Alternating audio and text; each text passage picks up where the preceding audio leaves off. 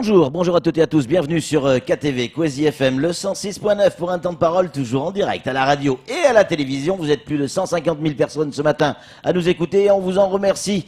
Il est avec nous, il s'appelle David Abinal, il travaille à la blanchisserie qui est en grève depuis hier. David, bonjour. Bonjour.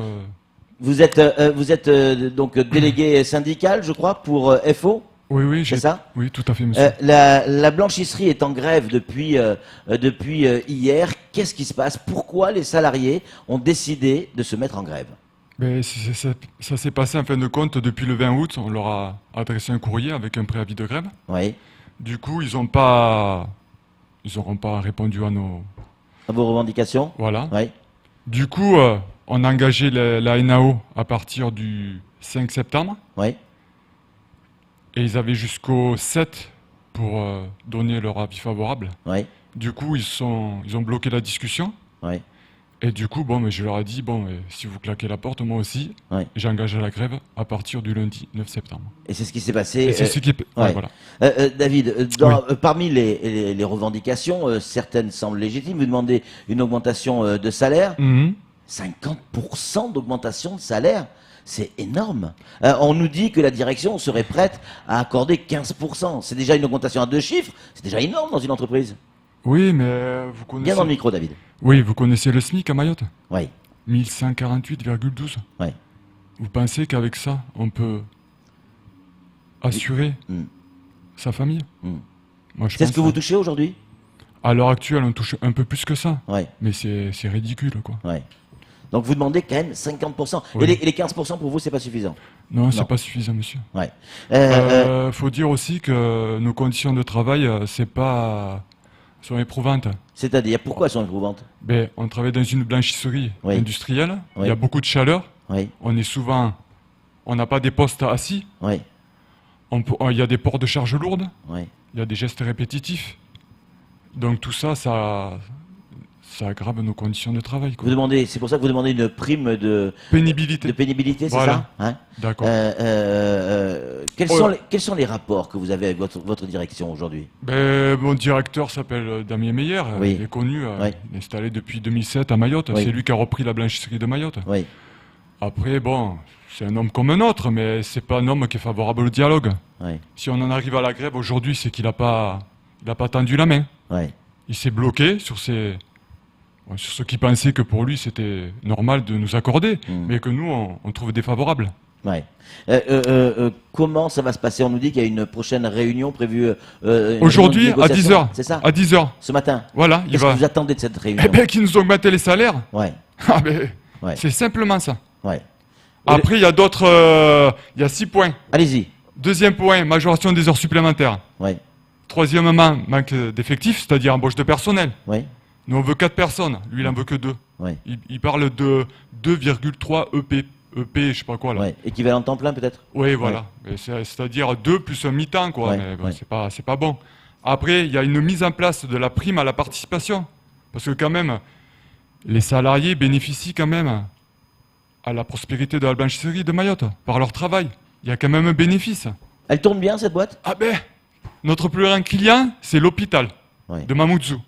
L'hôpital de Mamoudzou, région Mamoudzou-Kawenim, il y a aussi les secteurs Dzaoudzi, Zoumonier, Kahani, Ramadoudou, les DAS.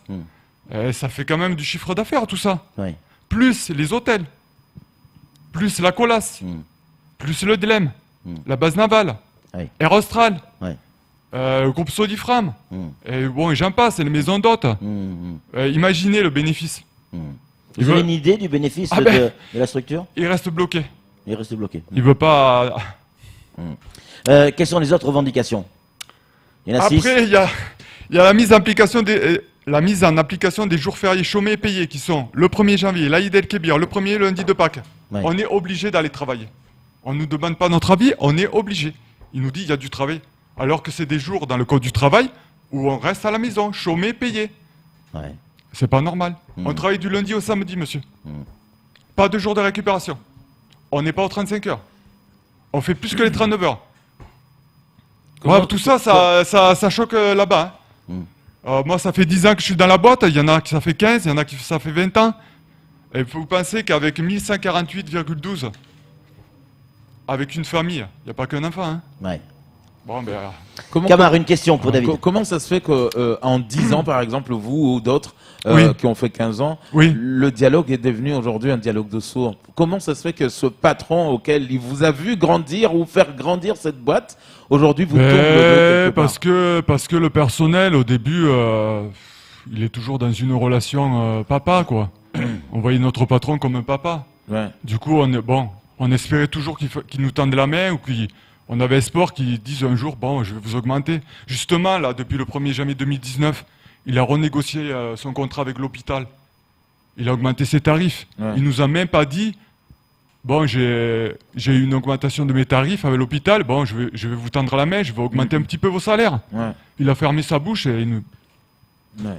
Bah oui, c'est pas normal ça quand même. Si la grève continue, David, quelles seront les conséquences pour vos clients? Les clients, parce qu'on parle, vous avez parlé de l'hôpital qui fait partie des plus gros clients. Sans drap propre, c'est compliqué. Pour l'instant, on a eu l'hôpital qui dit qu'ils sont pas encore impactés par le problème. Oui, parce que il s'est préparé à l'avance, il a anticipé. Depuis dimanche, il a essayé de récupérer du linge parce qu'il savait qu'il allait avoir la grève. Il a été malin, quoi. Ouais. Et donc, qu'est-ce qui risque de se passer? C'est-à-dire que les hôpitaux, l'hôpital et certains hôtels risquent de ne plus avoir Les hôtels, pour l'instant, ça va parce qu'ils ont quand même du stock. Ouais. L'hôpital, c'est vrai que c'est un problème, ils n'ont pas de stock. Ouais. Après, les conséquences, il les connaît, Monsieur Meyer. Après, il veut jouer le rapport de force. Ouais. Il nous a poussé à bout, à être dans la rue, là, comme des chiens.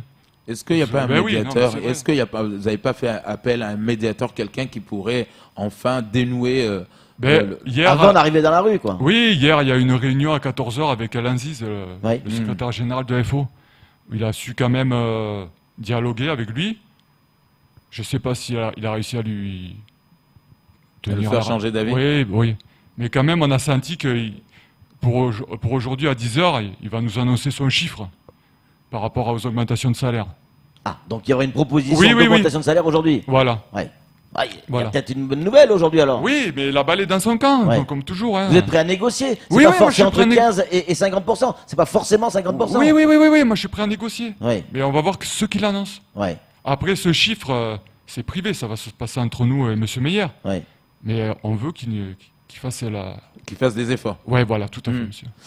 Vous dites que c'est un travail pénible, même si on a du mal à saisir. Pardon, j'espère que je ne vais pas vous choquer, mais non. On nous dit mettre des draps sales ou des serviettes sales dans des machines à laver. Où est la pénibilité? En fin de compte, il y a plusieurs postes. Oui. Le laveur, lui, récupère le linge sale. Oui. C'est pas des machines de 15 kilos, c'est des grosses machines. Oui. Donc du coup, le port de charge est important, quoi. Ouais. Quand vous chargez une chambre de machine, il y a déjà... Ça fait beaucoup de linge à rentrer, quoi. Ouais. C'est assez important. 135 kilos par machine, on divise par 3. Ouais. Vous avez compris. Ouais. Le cycle de lavage est à peu près de 1h15. Et l'hôpital, il y en a à peu près 1 tonne 400 par jour. Ouais. Drap plus tunique, pantalon et... Ouais. Donc du coup, déjà pour le laveur, c'est important. Après, il faut le décharger. Il faut le déplier. Les draps, il faut les déplier. Après, on les passe dans une calandreuse. Ça tire le drap, ça le repasse automatiquement. Après, ça l'emballe. D'accord. Ouais, donc oui. Ça reste. Il y a beaucoup de mouvements répétitif, port de charge. David, cette grève va s'arrêter un jour, forcément. Bien sûr, nous on n'est pas des saubages, on va s'arrêter. Évidemment.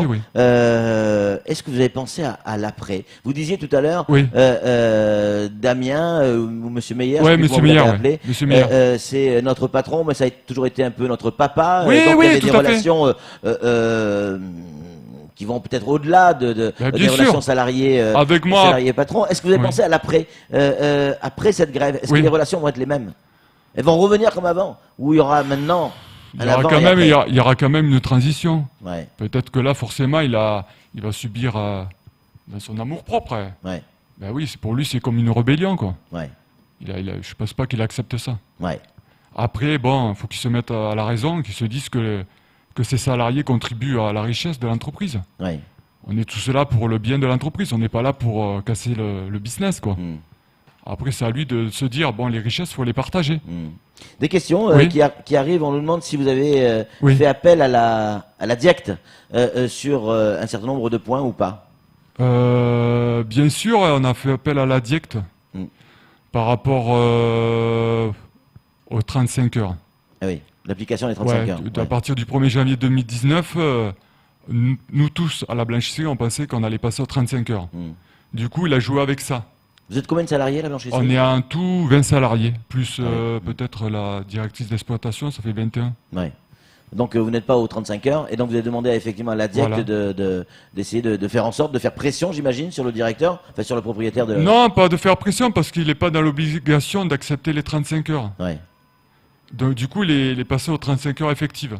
C'est-à-dire qu'on est payé sur une base de 30, on est sur une base de 151, j'ai pas les chiffres. Oui, des poussières. Ouais. 151,67. Mais les heures supplémentaires de 35 à 39, ce qui fait 17h33, c'est compté comme une heure supplémentaire. C'est un peu compliqué à expliquer. Donc, Robert, alors, on rappelle, parce qu'il est déjà 52, les 6 points de revendication. On rappelle également qu'aujourd'hui, il va y avoir une discussion à 10h ce matin. Et qu'on aura peut-être, en tout cas on l'espère, pour vous tous, et pour vous, et pour Damien Meyer, évidemment, et puis pour l'économie de manière générale. Bien et sûr. qu'on ne va pas non plus scier la branche sur laquelle on est assis. Les 6 points de revendication. Augmentation des salaires. Ouais. Majoration des heures supplémentaires. Ouais. Manque d'effectifs, c'est-à-dire embauche. Ouais. Mise en place de la prime dite participation, mise en place d'une prime pénibilité et mise en application des jours fériés chômés et payés qui sont le 1er janvier, l'Aïd el-Kébir, le 1er mai et le lundi de Pâques. Ouais. Voilà. En tout cas, sur le dernier point, ça semble là, légitime. Le dernier point, il va l'accepter. Ouais, il y a des chances. Les jours fériés, il va accepter. C'est un peu obligatoire. Oui, mais c'est un peu obligatoire. Ouais, mais bon, il fait ce qu'il veut. Hein. Il a fait ce qu'il a voulu. Camar, peut-être une dernière question pour David. Non, mais j'espère vraiment, parce que on a vu les images de cette famille que vous avez aujourd'hui par rapport. Mais c'est vrai que hier, en même temps, la population se disait et l'hôpital va être impacté, donc tout le monde est inquiet. Donc j'espère vraiment. Oui, je comprends que c'était une crainte pour tout le monde, c'est sûr. Mais après, nous, on a la main ouverte. Après, Monsieur Meyer, il faut qu'il ouvre le porte-monnaie, quoi. Ouais.